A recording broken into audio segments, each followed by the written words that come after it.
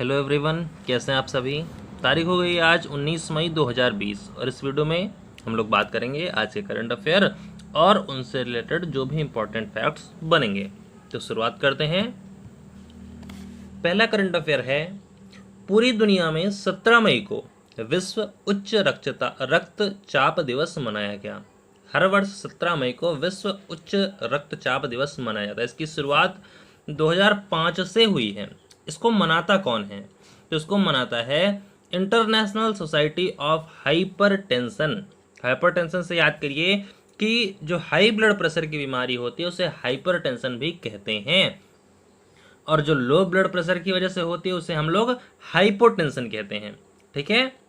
इस बार की theme important है। थीम क्या है? थीम है नो योर नंबर, अपना नंबर जाने। तो ये इस बार की थीम है। आगे बढ़ते हैं।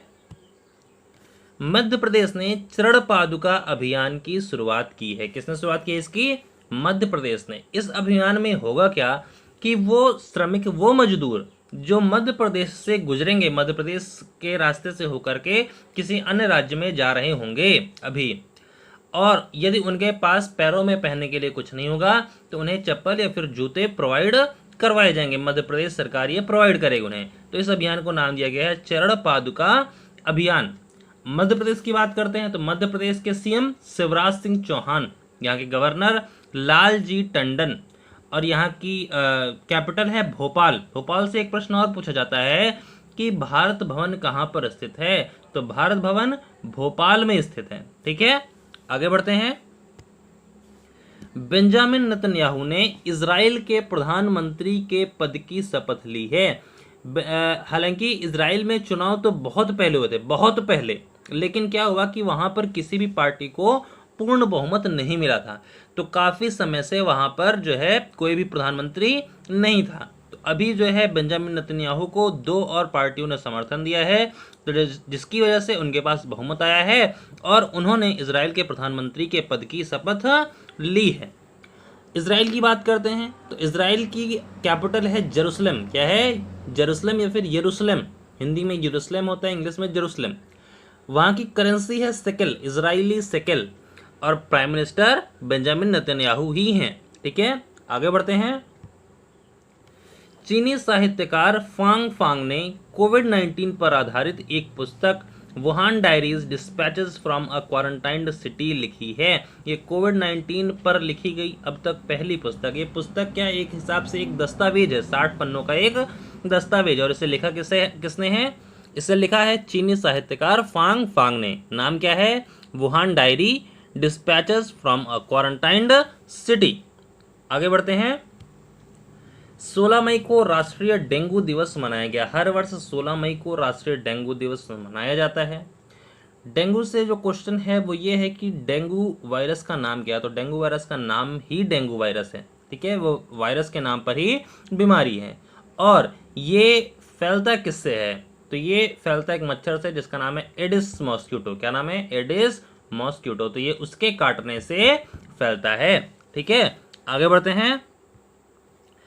ओपेक के लिए ईरान के गवर्नर होसिन कजमपोर अर्देबिली का मई 2020 में निधन हो गया है। OPEC organization of petroleum exporting countries, ये पेट्रोलियम निर्यातक देशों का एक समूह है। Organization of petroleum exporting countries, इसके हेडक्वार्टर वियना ऑस्ट्रिया में। कहाँ पर है? वियना ऑस्ट्रिया में। तो अभी इसके जो ईरान के गवर्नर थे यहाँ पर, मतलब इस संगठन में ईरान के गवर्नर होसिन कजमपोर अर्देबिली, इनका निधन हो गया है। अच्छा, अभी एक देश ने ओपेक की सदस्यता छोड़ी है, तो वो है इक्वाडोर। इक्वाडोर ने 1 जनवरी 2020 को ओपेक की सदस्यता छोड़ दी है। तो ये पॉइंट भी यहाँ पर इंपॉर्टेंट है। आगे बढ़ते हैं। एरिक्सन यूनेस्को के नेतृत्व वाले वैश्विक शिक्षा गठबंधन में शामिल हो गया है। एरिक्सन एक मोबाइल निर्माता कंपनी है, तो ये यूनेस्को के नेतृत्व में एक वैश्विक शिक्षा गठबंधन चल रहा है, तो ये उसमें जो है शामिल हो गया। अब ये जो है मतलब उनको डिजिटली हेल्प करेगा। यूनेस्को क्या है? तो यूनेस्को का full form united nation educational scientific and cultural organization. इसके हेडक्वार्टर कहाँ पर है? पेरिस, फ्रांस में। और स्थापना कब हुई थी? 3 नवंबर 1958 में। अब एरिक्सन ने इसके साथ मिलकर के एक जो है डिजिटल कार्यक्रम एरिक्सन एजुकेट लॉन्च किया है। क्या लॉन्च किया है? एक डिजिटल कार्यक्रम एरिक्सन एजुकेट। ये जो है माध्यमिक विद्यालयों और विश्वविद्यालयों में छात्रों के लिए डिजिटल कौशल को बेहतर बनाने पर केंद्रित ऑनलाइन शिक्षण सामग्री प्रदान करेगा। तो ये एरिक्सन और यूनेस्को के गठबंधन से हुआ है। आगे बढ़ते हैं। मैनोवा में हवाई विश्वविद्यालय ने पाहनों को पृथ्वी का सबसे बड़ा और सबसे गर्म ढाल ज्वालामुखी घोषित किया है।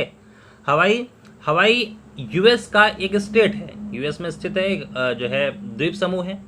तो वहाँ का जो विश्वविद्यालय है मैनोवा में, तो उसने पाहनों भी हवाई का ही एक ज्वालामुखी है, तो उसने पाहनों को पृथ्वी का सबसे बड़ा और सबसे गर्म ढाल ज्वालामुखी अब घोषित कर दिया है। आगे बढ़ते हैं। केंद्र सरकार ने जम्मू और कश्मीर में उच्च बहुउद्देशीय परियोजना को मंजूरी दे दी है। उच्च बहुउद्देशीय परियोजना किस नदी पर है?